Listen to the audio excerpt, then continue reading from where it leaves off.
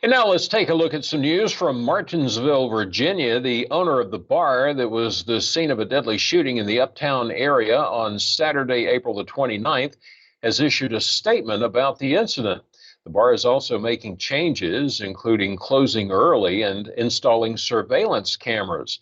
In a statement that was posted to Facebook on May the 2nd, Clifton Barrow Jr., the owner of Rooskys Bar and Grill, located at 54 Church Street in Martinsville, explained the events that unfolded before the shooting. In the statement, Barrow said that at 11:30 on Friday, April 28th, last call was sounded and guests were asked to close out their checks and then leave the building.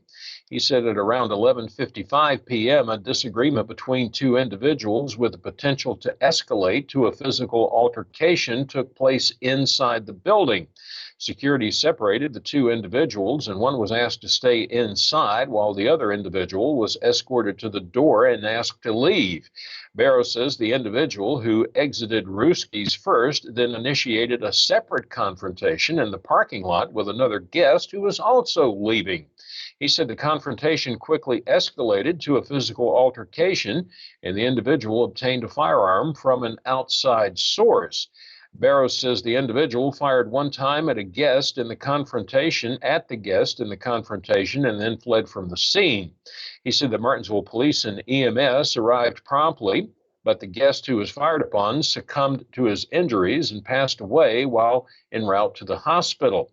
Barrow says there were no weapons inside the Rooskys building at any point during the situation. He added that additional safety and security measures following this incident will now include no longer staying open until midnight. They will now be closing at 10 o'clock each night. Now, he added additional lighting will be added to the parking lot, as well as cameras installed for 24/7 surveillance. Barrow also said their condolences go out to the victims' family. Now, as previously reported, the deadly shooting case was reported on Saturday, April the 29th at 12:04 a.m. Martinsville officers responded to a disturbance in the area of 54 West Church Street, and when they arrived, they found 37-year-old Claiborne Kent Jr. of Martinsville with a gunshot wound. According to the Martinsville Police Department, Kent was transported to Soba Health in Martinsville, but died on the way to the hospital. After processing the scene and interviewing witnesses, police took 23-year-old Traquan Antonio Davis into custody without incident at his residence on Beaver Street in Martinsville.